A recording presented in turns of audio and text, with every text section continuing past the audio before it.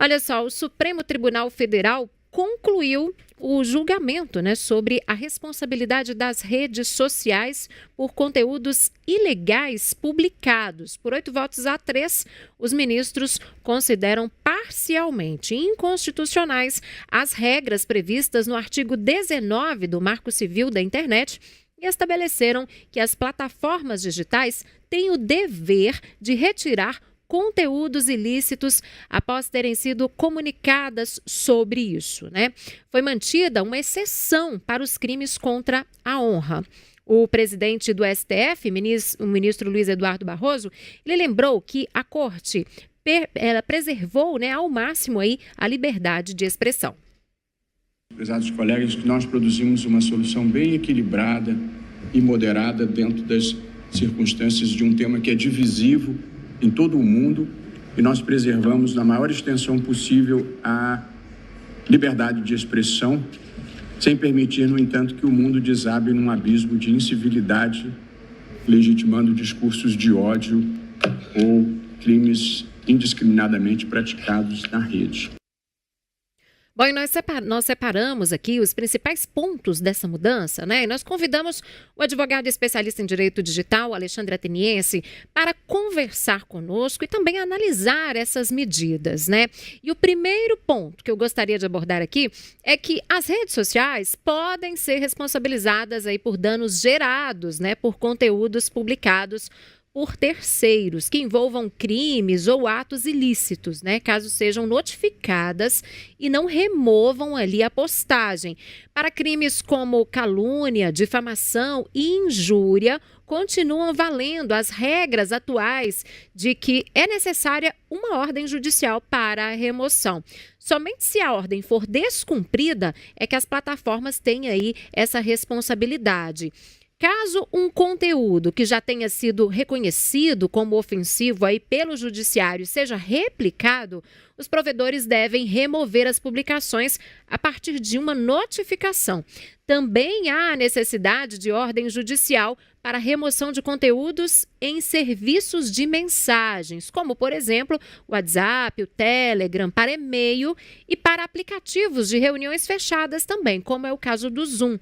A gente conversa, então, com o Alexandre Ateniense, que, como eu disse, é advogado especialista em direito digital, para a gente ter uma noção maior dos detalhes da repercussão dessas medidas. Primeiramente, boa noite, bem-vindo. Eu já gostaria de perguntar, Alexandre, como que o senhor avalia essa questão, em casos como este, Faz sentido, de fato, esperar aí ter uma ordem judicial para remoção do conteúdo das plataformas digitais? Boa noite, Cília. Boa noite os espectadores do canal O Tempo no YouTube. Eu acho que sim, faz muito sentido, porque eu lido com esses problemas diariamente de remoção de conteúdos ilícitos da internet, e o que a gente tem presenciado desde a vigência do Marco Civil da Internet em junho de 2014, e as plataformas, elas muitas vezes atrasam demais o cumprimento de uma ordem judicial, e, consequentemente, algumas vezes nem cumprem. Então, a questão da ordem judicial ela é boa pelo fato de que um magistrado vai analisar uma situação extremamente casuística.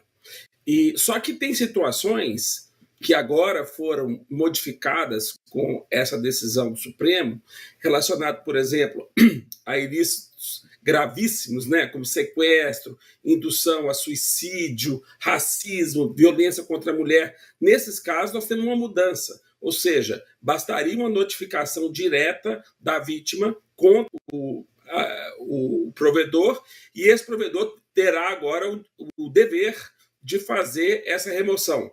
É bem que se diga que, do Marco Civil da Internet até esse julgamento, todos os provedores da internet no Brasil tinham um regime muito especial, ou seja, regras próprias só para eles, que diferem de qualquer outro ramo de atividade, onde nós temos a responsabilidade por danos ocorrendo dentro dessas plataformas diretamente. E antes era só via ordem judicial. Se não tivesse ordem judicial, eles não eram obrigados a remover. E agora não. Agora nós vamos ter uma situação completamente diferente, em alguns casos, como essas exceções que foram criadas, em que elas vão ter que agir proativamente, ou seja, muitas mudanças vêm acontecendo. Primeiro, uma rede social, ela não tinha uma autorregulação, ela não tinha uma moderação, ela deixava acontecer. Qualquer conteúdo que publicava não era responsabilidade dela até que houvesse uma decisão judicial. Agora não. Agora elas vão ter que fazer essa remoção quando se tratar desses casos que eu mencionei. Além disso, vai ser obrigatório agora ter um canal de denúncias. Quantas vezes nós denúncias de fato ao Meta e nada aconteceu? Ou o canal de denúncia, a gente passa a denúncia, mas a gente não sabe o que acontece depois, quando é que vai acontecer e qual é o critério dessa decisão por parte deles. Então, isso também houve a mudança, porque agora eles vão ter que fazer uma retirada proativa, ou seja, através de um canal de denúncias, vão ter que dizer que receberam essa denúncia e vão ter que remover caso se encaixe nesses casos de exceção que tiveram nessa decisão. E, por último, uma mudança também que já existia no marketing da internet, mas que reforça, é que todas essas plataformas serão obrigadas a ter um representante legal no Brasil, ou seja, aquele interlocutor que vai receber a ordem judicial e vai cumprir. Eu acredito que com essas medidas, que ainda precisarão ser, em parte, regulamentadas pelo projeto de lei que tramita no Congresso, que é justamente o projeto de fake news, que eu acho que vai ficar bastante impactado agora e certamente vai ter um impulso, nós vamos ter muito mais direitos a serem observados por parte das vítimas que recebem ataques na internet. Agora, Alexandre, outro ponto que eu queria discutir com você é relacionado aí a conteúdos patrocinados, né? Algo também que vem se tornando muito comum na rotina aí de quem trabalha com a internet, né? Há uma presunção de responsabilidade, e aí, independente de notificação dos conteúdos de anúncios pagos ou distribuídos de forma artificial. E aí, neste caso, né, ficou determinado que as plataformas elas ficam isentas, mas se elas provarem, né, que agiram em tempo razoável para remover essas publicações, para tirar aí essas publicações no ar. O que é considerado um tempo razoável, né? Como que vai ser dimensionado esse prazo aí para essas plataformas tirarem esse conteúdo, esse anúncio do ar? Síria, excelente pergunta. Porque a decisão do Supremo Tribunal Federal não determina de forma taxativa o que é prazo razoável. Prazo razoável, para mim, é um prazo, pelo menos durante a semana, em que a decisão judicial aconteceu. E eu digo mais, muitas vezes, pela gravidade do fato, em 24 horas, 48 horas. E este é um sério problema que a gente sempre enfrentou nos tribunais, porque as redes sociais não se sentem pressionadas para poder fazer o cumprimento dessa ordem. E procrastinam, né? Demoram 6 meses. Eu tenho um caso que demorou 30 meses para o Google cumprir uma ordem judicial. Então, eu imagino que, na prática, esse prazo razoável será determinado através da regulamentação que vai vir através do projeto de lei de fake news. Se eu tivesse que interpretar esse assunto hoje, eu diria que um prazo razoável, no mínimo, seria 72 horas. Agora, Alexandre, muito tem se falado pelas redes sociais, manifestações de diversas formas, né, em relação à censura aí nas redes sociais, a censura de todas as formas, né, de perder um pouco a liberdade das pessoas de se manifestarem espontaneamente. Você, com muita experiência, com larga experiência aí no direito digital, com esse tipo de conteúdo também, qual é a sua avaliação sobre essa questão? Olha, é uma situação que a gente tem colocado da seguinte maneira. Tanto a liberdade de expressão quanto a vedação ao anonimato de quem faz algum ilícito através da internet são direitos garantidos na Constituição Federal, no artigo 5º. Então, qualquer decisão que deva vir para saber se houve ou não houve cerceamento da liberdade de expressão, ela tem que ser proporcional. Ou seja, liberdade de expressão não pode ser confundida com liberdade de agressão. Ou seja, se o conteúdo dessa liberdade de expressão for uma ofensa, consequentemente, não há que se falar em liberdade de expressão. Então, é uma situação extremamente casuística. Eu acho muito melhor que a gente tenha essa regulamentação, porque antes tudo podia. E muitas vezes com um certo desdém, uma pouca proatividade das plataformas para poder fazer a remoção desses conteúdos nitidamente ilícitos. Sinceramente, não vejo como uma ameaça a liberdade de expressão. Eu acho que a decisão do Supremo foi uma decisão equilibrada, que ficou entre a legislação norte-americana e a legislação europeia, é uma decisão mediana entre essas duas normas, e eu acredito que a liberdade de expressão está garantida. Quem se sentir coagido ou se sentir vítima de uma censura, não uma censura prévia, tá? É bom explicar isso, mas uma censura depois que publicou esse conteúdo, que o provedor pode chegar e ele sozinho remover, exercendo seu poder de moderação. Poderá, por que não, tomar uma medida judicial contra o provedor para poder justificar que se sentiu violado do seu direito de liberdade de expressão. Então, que busque o judiciário para poder, enfim, comprovar que teve danos por uma manifestação que ele julgou totalmente ilícita, mas o provedor, dentro da federação que agora existe, removeu esse conteúdo. Alexandre, agora em relação a qual será o órgão, né? Ou quem vai fiscalizar? A gente tem aí, a gente estava comentando agora, né? O senhor explicando, inclusive, sobre essa necessidade de uma proatividade das plataformas em alguns casos, mas para outros, né? E até também nesses casos que são necessárias essas ações mais proativas, digamos assim, quem vai fiscalizar? Isso está claro depois, né, do julgamento e da definição da tese, ou a gente pode esperar algo mais específico no sentido dessa fiscalização depois que tiver a regulamentação por meio do projeto de lei?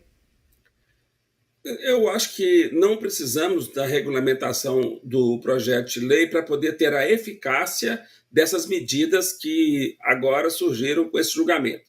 Nós temos várias formas de buscar essa eficácia. Primeiro, trata-se de uma ordem judicial. Então, quem controla o descumprimento, a violação, é o próprio magistrado envolvido na causa. Além disso, dependendo da gravidade, do conteúdo e dos ataques que possam vir a acontecer, nós temos o Senacom, que inclusive já aplicou multas consideráveis contra o Meta e contra o Google, o Meta naquela época em que houve a divulgação aqui, a coleta de dados não autorizados envolvendo aquele escândalo da Cambridge Analytica. Talvez você se lembre que o Meta sofreu uma punição de 6 milhões de reais aqui no Brasil e 5 bilhões de reais de dólares nos Estados Unidos. Foi a maior multa que teve até agora. Além disso, nós temos tradicionalmente o Ministério Público, o PROCON, são todos esses órgãos somados que vão fazer com que essa lei tenha eficácia. Aliás, agora, Alexandre, me desculpe, que essa decisão tenha eficácia. Ok. Agora, em relação a essas empresas, né, as plataformas digitais, elas deverão também apresentar relatórios anuais de transparência, né, sobre as notificações extrajudiciais que receberam, anúncios impulsionados. Qual que é a sua avaliação em relação a este quesito, né? Nós podemos considerar que vai ser aí um termômetro para acompanhar como que essas plataformas estão lidando com essas questões, com essas notificações, como que elas estão agindo por trás disso tudo? Sem dúvida alguma, Síria. Qualquer medida nesse rumo vai trazer muito aplicabilidade quanto às decisões relacionadas às redes sociais e transparência, o que nem sempre existe quando as mesmas tomam decisões para remover conteúdo ou para poder colaborar com a justiça no cumprimento de uma ordem judicial. É necessário dizer que essas empresas já fazem esses relatórios, mas talvez não com o foco de prestar serviços de publicidade para a própria sociedade e para esses órgãos fiscalizadores. Porque muitas vezes são registros eletrônicos que elas têm, que elas tomam decisões gerenciais, mas que não levam a público a clareza e na proporção que deveriam levar. É bom dizer que no mundo nós temos, desde sempre, quando tivemos o uso proliferado das redes sociais, um desafio, uma disputa muito grande. De um lado, o governo, né, os estados, maiúsculo, e do outro lado, as grandes plataformas. Essas grandes plataformas, só para você ter ideia, hoje o Google tem o mesmo PIB da Rússia. Então, dá para imaginar a potencialidade que o patrimônio desse tem para fazer com que o Google muitas vezes desdenhe ou faça procrastine uma decisão judicial, porque o poder deles é muito grande. Então, quando nós vimos uma decisão como essa, do Supremo, e certamente uma regulamentação, nós vamos buscar um equilíbrio maior de forças, porque da situação como está, essas empresas nem sempre estão dispostas a cumprir decisões judiciais e a própria legislação brasileira. Qualquer multa que for aplicada para essas empresas não significa nada. Agora, se a legislação se aperfeiçoa, inclusive com essa questão da transparência, eu tenho certeza que nós vamos ter políticas para regular as redes sociais de maneira muito mais efetiva, porque essas informações nunca foram levadas a público. Agora, Alexandre, o senhor também já destacou esse ponto, eu queria voltar nele, que é a obrigação de que as empresas, né, as plataformas tenham um representante no Brasil. A gente, por exemplo, viu em setembro do ano passado toda aquela polêmica em torno do X, que não tinha representante, enfim, toda uma dificuldade, né, para se alcançar ali, para avisar das decisões judiciais. E agora vem essa determinação de que tenha, né? O senhor acredita que isso, de fato, vai mudar um pouco, vai ajudar ali para que as empresas, de fato, se atenham à legislação? Afinal de contas, vai ter um representante que será conhecido, né, que terá ali um endereço, um contato, ou seja, ficará mais difícil de tentar burlar ou encontrar brechas ali na legislação. Isso também é uma forma de ajudar no cumprimento desse novo entendimento, né, do Supremo Tribunal Federal? Sem dúvida. Entretanto, isso não é novidade. Como eu havia dito, já no Marco Civil da Internet de junho de 2014, a gente já tinha um artigo muito claro que diz que qualquer empresa que tenha uma representante comercial no Brasil, uma plataforma digital, por exemplo, é obrigada a também ter um representante, a sua empresa, a sua filial no Brasil vai ser acionada. No caso que você mencionou do X, a decisão momentânea do Elon Musk foi de acabar com a empresa no Brasil. Ou seja, totalmente contra o que a legislação dispõe. Essa decisão agora apenas reforça justamente essa necessidade de fazer com que essas empresas que tratam dados pessoais, que coletam notícias, divulgam notícias que têm efeito sobre a população brasileira, não podem deixar de cumprir a legislação brasileira. Ou seja, não existe um regime de jurisdição que possa dificultar o exercício da soberania brasileira contra essas plataformas, né? Lembrando, soberania é o poder que o Estado tem para exercer o poder das suas leis perante um público geograficamente definido.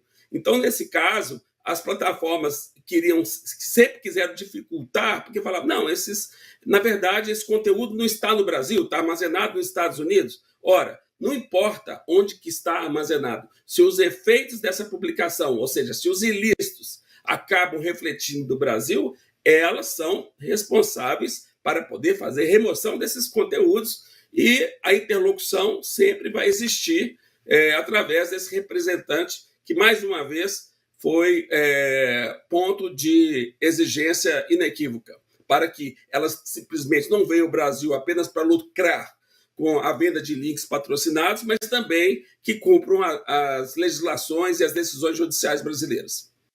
Alexandre, outro ponto que eu quero destacar é essa medida, né, que as plataformas precisam impedir a publicação aí de conteúdos com condutas, né, que sejam antidemocráticas, termos ligados ao terrorismo, instigação ao auxílio à automutilação, incitação à discriminação em razão de raça, cor, etnia, né? Então, e aí são vários assuntos bastante delicados, né, que elas devem ser penalizadas e devem evitar a publicação, na verdade.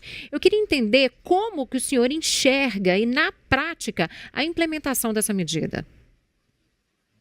Olha, não há outra alternativa senão as redes sociais hoje colocar em prática uma moderação por meio de um ser humano. Tá? Ou seja, um ser humano que analisa casuisticamente e consegue tomar as decisões de forma correta. Você imagina a quantidade de situação que acontece diariamente de ilícito no WhatsApp e também no Instagram. Então, hoje, as decisões elas são tomadas necessariamente apenas por algoritmos, ou seja, nós temos hoje ordens de remoção de conteúdos que são configuradas sistemicamente e essas ordens são cumpridas e muitas vezes não se sabe se essa ordem está certa ou se está errada, porque algoritmo não significa dizer, decisões não significa dizer que todas as decisões serão corretas, muito pelo contrário, nós temos na Lei Geral de Proteção de Dados um dispositivo que assegura ao titular de dados pessoais a seguinte prerrogativa: se ele se sentir vítima de alguma decisão automatizada que possa lhe causar um dano, o titular de dados pessoais pode exigir que essa decisão seja revista por humanos, e não apenas que o sistema gere uma ordem de cancelamento ou de remoção, sem que haja, obviamente, esse direito de revisão. Então, eu acho que é necessário que essas políticas de moderação e, sobretudo, canais de denúncia muito mais acessíveis, muito mais efetivos do que normalmente hoje existe, porque vou te colocar uma situação muito prática. Você resolve denunciar para o Google algum conteúdo ilícito. Você entra no formulário eletrônico e envia a mensagem. Você não requer um recibo para poder saber se essa mensagem chegou, muito menos o resultado de uma decisão que o Google tomou para poder dizer: olha, eu julguei seu pedido pertinente ou impertinente.